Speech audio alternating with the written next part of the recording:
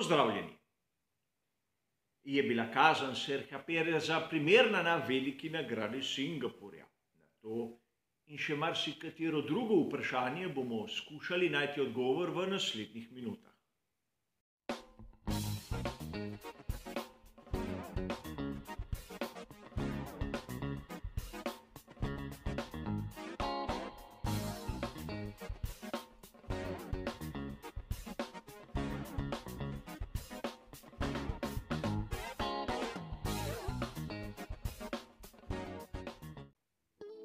Odločitve komisarjev oziroma razsodnikov so zmeraj polemična tema v svetu Formule 1.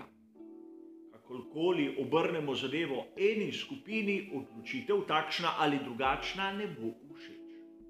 In tako se je zgodilo tudi na veliki nagradi Singapurja, ko nekateri niso bili zadovoljni z delom, seveda, delilcev pravice. Najprej so imeli kar nekaj zapovedati o času, ki so si ga vzeli za razglabljanje, in po drugi strani nekaterim niso bile všeč odločitve. A o tem se bomo pogovarjali kasneje. Najprej menim, da je bistveno razumeti, kakšen prekršek je storil Sergio Perez. In tu mislim, da ni dvomu. Gre za očitno kršitev 55. poglavja, 10. člena, drugi odstavek, seveda športnega pravilnika Formule 1. V 55. poglavju gre praktično o tem, kako se razporeja in vede v režimu varnostnega avtomobila. In v citiranem odstavku je lepo specificirano, da vodilni voznik mora držati najmanj 10 dolžin razdalje do varnostnega avtomobila, ne sme biti bolj oddaljen. Marsikdo se bo sedaj spraševal, zakaj. Lahko bi se zgodilo, ukolikor bi bil vodilni voznik malce poreden, da bi začel zavirati in tako za seboj zgoščevati skupino, prišlo bi lahko do kakšnih trkov ali podobnih situacij. In da bi se to preprečilo, ima varnostni avtomobil nalogo držati ritem. Seveda, dokler so luči na njegovi strehi odprte. In tudi zato velja to pravilo. In vodilni voznik se ga mora držati. Perez je pravilo prekršil dvakrat. In tudi zaradi tega je bil klican na zagovor. In tu je treba poudariti, da asfalt na progi v Singapurju je bil vlažen in to je eden izmed argumentov, ki so jih imeli pri Red Bullu, zakaj se je lahko vodilni voznik nekako privoščil malce večjo razdaljo. A treba je tudi razumeti, da komisarji z raznimi kaznimi lahko popravijo v bistvu dve vrsti prekrškov. Tistega, kjer voznik pridobi neko nešportno prednost. In tudi one, kjer svojim vedenjem povzroča nevarnost. Sedaj se lahko zamislimo svojim dejanjem, kakšno nešportno prednost je pridobil Perez. Je morda koga prehitel ali mu preprečil, da bi ga prehiteli? Držimo varnostnega avtomobila, je to v bistvu nemogoče. Torej, iz tega vidika ni napravil nobene hujše sankcije. Po drugi strani, je koga ogrožal, je praktično potencialno spravil druge sovoznike ali sebe v nevarno situacijo. Nisem opazil. Formalno je napravil napako in zaradi tega je bil kaznovan. In prav to je povod, zakaj je dobil pri prvem prekršku samo tisti ukor, ki ga marsikdo praktično ne smatra kot neko kazen. A zapomniti si moramo nekega dejstva. Kolikor voznik zbere 5 ukorov, na naslednji dirki ima 10 kazenskih mest več na štartnem razporedu. In to ni tako zanemarljivo. Ker je Perez svojo napako ponovil, torej pri naslednjem obdobju varnostnega avtomobila, je še enkrat napravil isti prekršek je avtomatsko sledila višja sankcija, torej pribitek 5 sekund. In tu so se seveda začele polemike. Najprej ta, zakaj je bilo potrebno čakati več ur do končni vrstni red za veliko nagrado Singapurja. Enostavno zaradi tega, ker komisarji so želeli zaslišati voznika. Iz njegovih ust so želeli izvedeti, zakaj se ni držal pravil. Je imel morda kakšen razlog? To je v njihovi pravici. Kot sem vam omenil, trebalo se je bilo pogovoriti o 2 prekrških.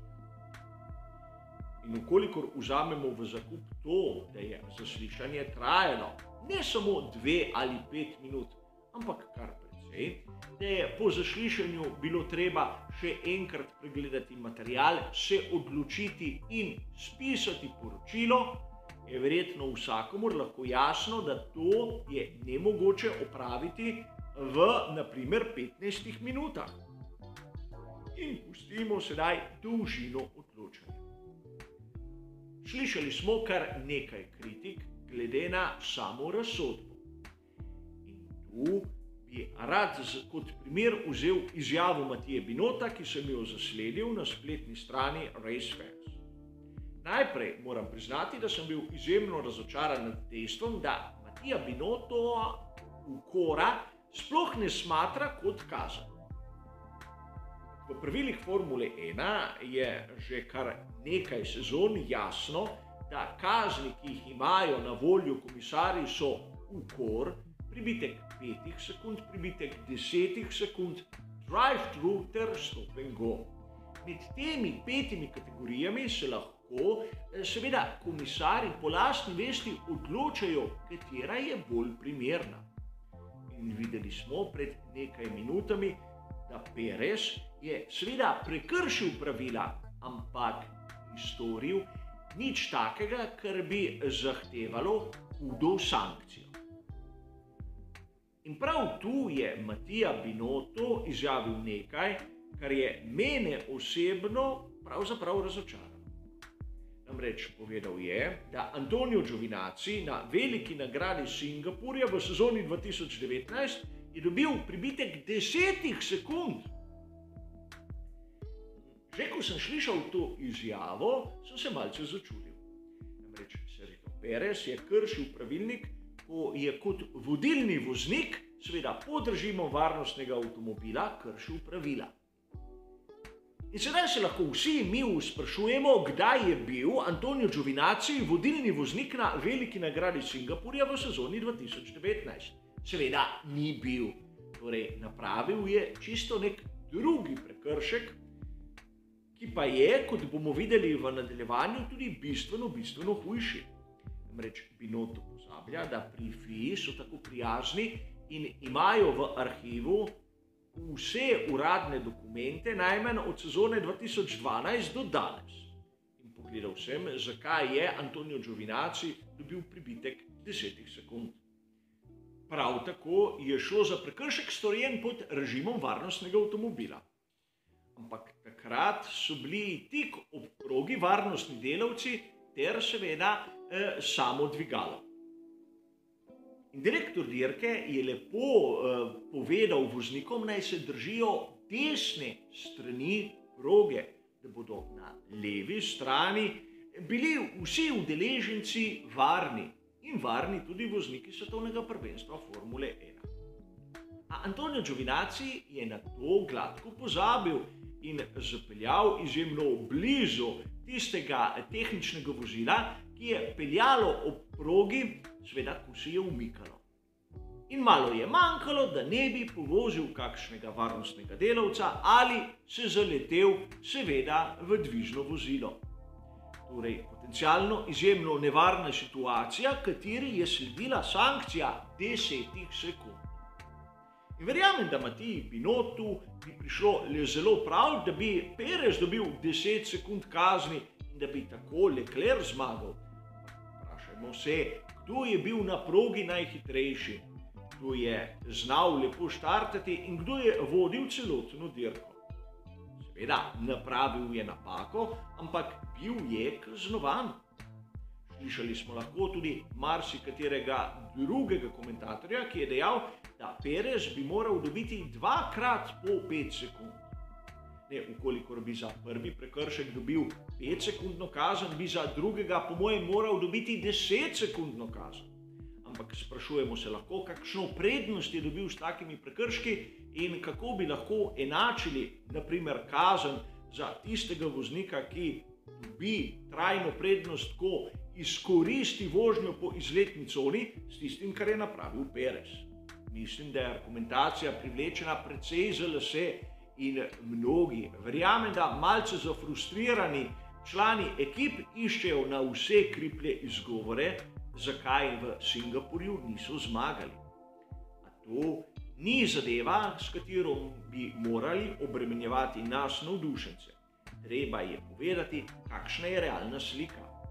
In v tem primeru lahko vidimo, da kazen, ki so jo komisarji dali Perezu, je bila prava in primerna, čeprav ni spremenila vrstnega reda. In to moramo sprejeti, ali nam je zadeva všeč ali ne. A za danes je seveda to vse. Hvala za vašo pozornost ter seveda nasvidenje.